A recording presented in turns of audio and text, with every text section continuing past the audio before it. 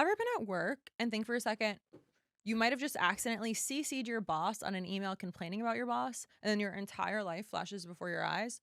Tricia McLaughlin basically did that, except instead of an email, it was 220 million in government contracts, and it went straight to her husband's firm. And instead of getting fired, she fired everyone that could have investigated her. And somehow she's still employed. Let me explain, but real quick, I'm Lauren Perichera. Please take a moment to make sure you're subscribed. If you are, turn those notifications on, hit that bell, make sure your notifications on, leave a comment with at least 7 words. That's what I hear from you guys, because I need to maintain my lead on Katie Miller, wife of Stephen Little Bitch Miller, white nationalist from Santa Monica behind all this ICE terror. And I bootstrap this vodcast. So subbing is free. It takes all of us to fight fascism. Okay. So Tricia McLaughlin has a job most people have never heard of. And she's the Assistant Secretary for Public Affairs at the Department of Homeland Security, which means she's the person who explains what DSS is doing and why you should think it makes sense. Well, suspicion. But what do you say to those who watch that and other videos that they're seeing themselves? I mean, this is not just the mainstream media. This is, people are seeing these videos and they're concerned that a place like Minnesota is turning into a police state, and they're going up to U.S. citizens asking for ID and you know, using I think that there's a lot of fear mongering going on. I think by the media. But it's not. Hold on. Let me just correct you right there. Let me just. They're watching these videos and using their independence of mind. It's not the media. No, actually, it is the media, and we're seeing it time and time again by saying things like the police state. What we're seeing is rampant violence against our law enforcement, highly coordinated. We have our legal authority. When individuals see videos like that, you have to ask the question, was this individual obstructing law enforcement, which is a federal crime? Were they assaulting law enforcement, which is a felony? Were any of those instances occurring before this video was cut? Because you saw a very short cut, and that's what I'm talking about the media. There is not a lot of context that's being out there. Then why don't you allow ICE officers to wear the cameras? We of course allow them to wear. They often they all have. Well, they all have body cameras. We are working on that with the one big beautiful bill. Actually, I think we can talk about the incident from last week where that law enforcement officer. News, though. If I can finish, that law enforcement officer, he actually filmed himself being obstructed by these individuals who are on the ground, who are harassing him. This vehicle being blocked in, and that actually largely vindicated him. And actually everything that DHS has said up until that point was corroborated. Well, I mean, it hasn't been corroborated. The investigation is ongoing. The secretary came out shortly after and said that the victim here, Renee Good, was a domestic terrorist. Yes. And we've spoken to many experts who said at the very least, we don't have enough facts, there's not enough information, and it's too early in the investigation to make that claim. And before this, she did Republican political communications. She worked for Ohio Governor Mike DeWine, whose administration presided over the toxic drain derailments in a scandal involving bribery charges that sent Ohio's former House Speaker to prison. And she was also the communications director for Vivek Ramaswamy while he was on his presidential campaign, the guy who promised to fire 75% of the federal workforce and shut down entire agencies, then flamed out spectacularly in a blaze of glory. He did stints they did stints at Treasury and State Departments under Trump's first term. Standard resume for somebody whose job is making terrible decisions. Sound reasonable. Then she became Department of Homeland Security's chief spokesperson under none other than Kristi dog-killing Noem, and things got weird fast. McLaughlin is, of course, married to Ben Yoho. Yoho runs a Republican consulting firm called the Strategy Group. The Strategy Group has been secretly receiving money, $220 million in Department of Homeland Security ad contracts that McLaughlin's office is listed as funding. Contracts awarded without any competitive bidding because Department of Homeland Security invoked a border emergency, an emergency for ads with Kristi Noem and her Groupon filler face on a fucking horse with chaps. I'm not even kidding. McLaughlin says she rescued herself and has no idea how it happened. Marriage is one thing, work is another. Her office funds the contracts. Her husband's firm gets paid 9 figures, but she has no visibility into it. So here's where it gets really convenient for her. Right around those times that the contracts are flowing, McLaughlin starts dismantling the offices at Department of Homeland Security that would normally investigate this exact kind of funny business, like the offices that literally are designed to catch conflicts of interest and corruption. The Civil Rights and Civil Liberties Office, that's the office that's supposed to make sure DHS isn't violating people's rights or discriminating or, doing shady stuff. Over 100 employees whose entire job was tracking whether the agency was abusing its power. She got rid of it, just eliminated the whole thing. Homeland Security is cutting staff at its civil rights and oversight offices. A DHS spokesperson says a reduction in force is underway at the Office for Civil Rights and Civil Liberties. The same is also happening at offices for two major ombudsmen. Those offices handle complaints within the immigration system and other issues like green card and citizenship application processing. The offices have served as internal watchdogs and advocate on behalf of immigrants, but the Trump administration considers them roadblocks to immigration enforcement. Immigration Detention Ombudsman, that office existed to investigate complaints about conditions in detention facilities, use of force, death in custody, basically anything that might go wrong when you're detaining millions of people. Also gone. Her explanation for all of this, these offices were roadblocks to enforcement. Like having people check in on whether you're killing people and breaking the law is somehow just so inconvenient. It's like saying seatbelts are roadblocks to driving fast. Technically, maybe true, but that's the entire point of having them. So let me get this straight. Her husband, getting paid millions from contracts from her office, all approved. And she fires everyone whose job it is or would be to look into this, whether it's legal or not. Very neat timing.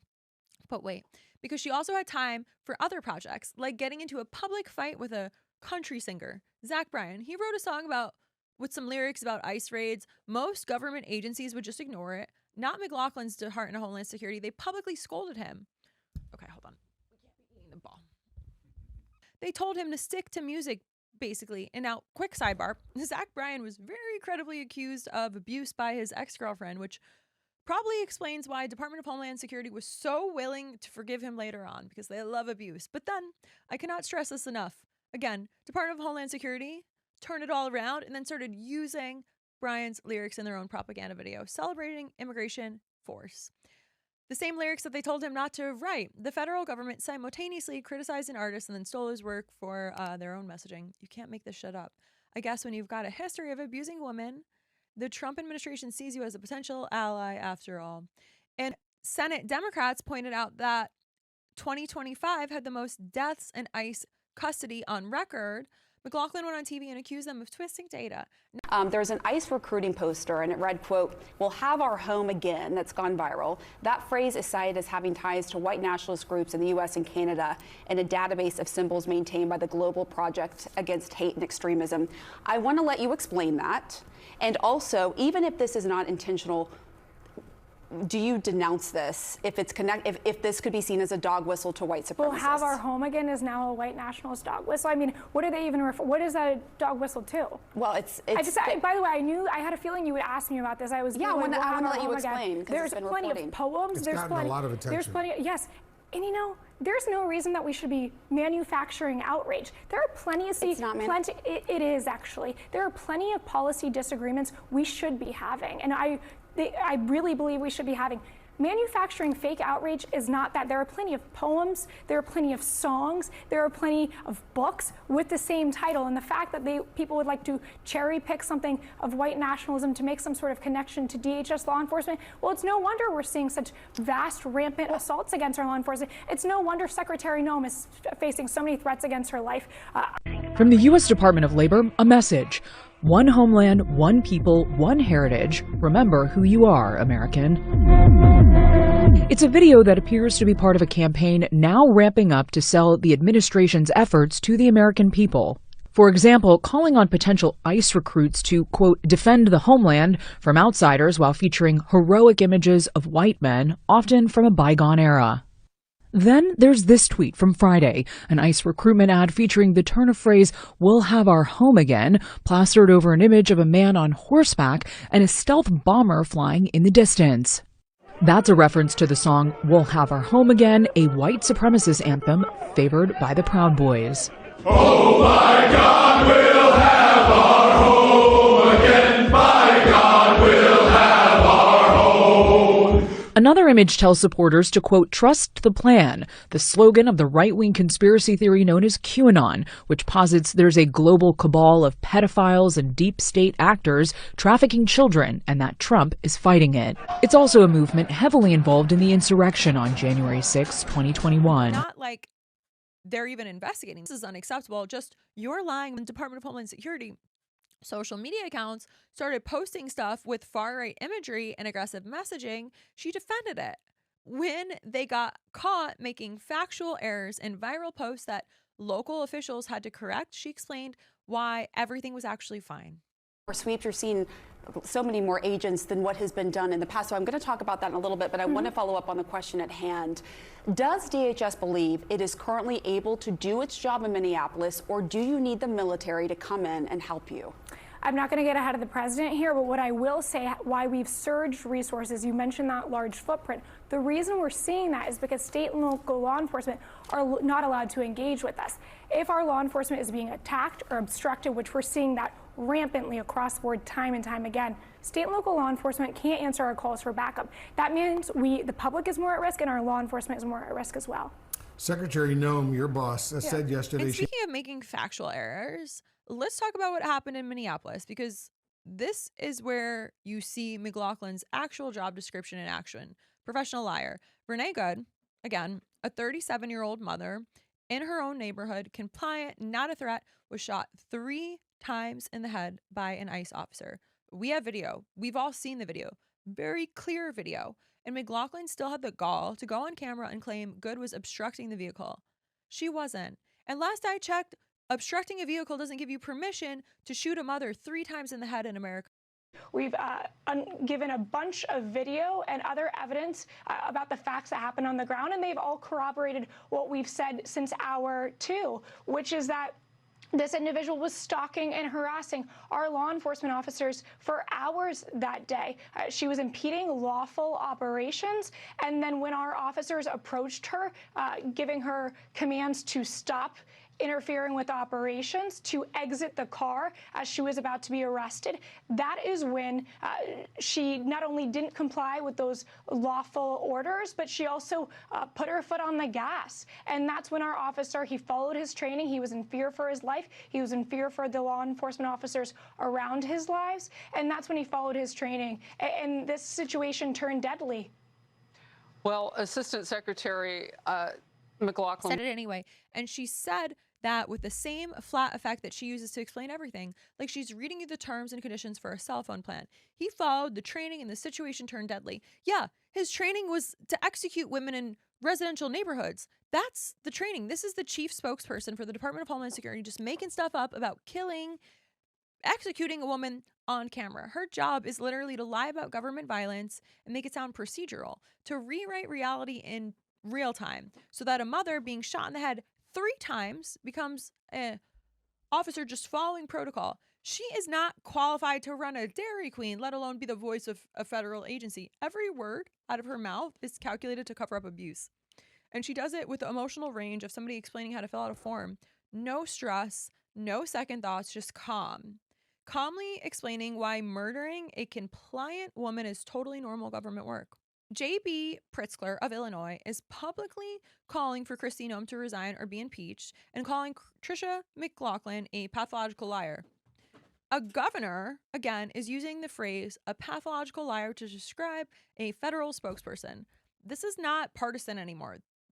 Pritzker is responding to McLaughlin fabricating the violent rioter story while Renee Good's body was still warm. Video evidence completely debunked McLaughlin's January 7th lie. But she said it anyway because lying is a job. Look at the pattern here from 2025. 170 American citizens were wrongly arrested by ICE. At least 14 ICE shootings.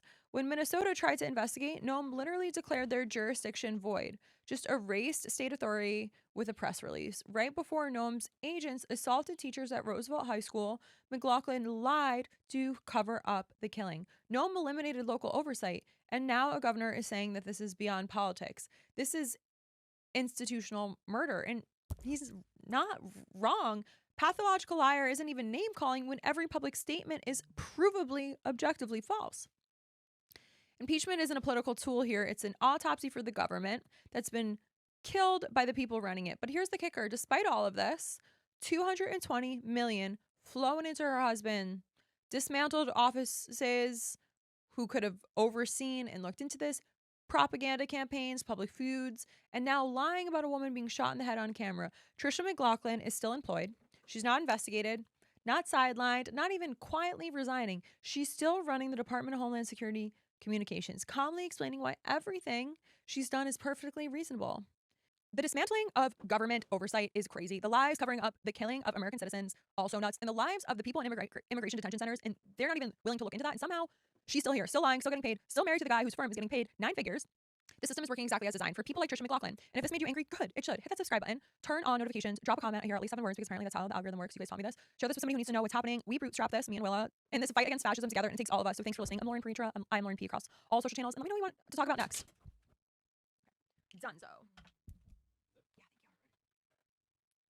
Crazy. Rightfully so. Everything is horrible.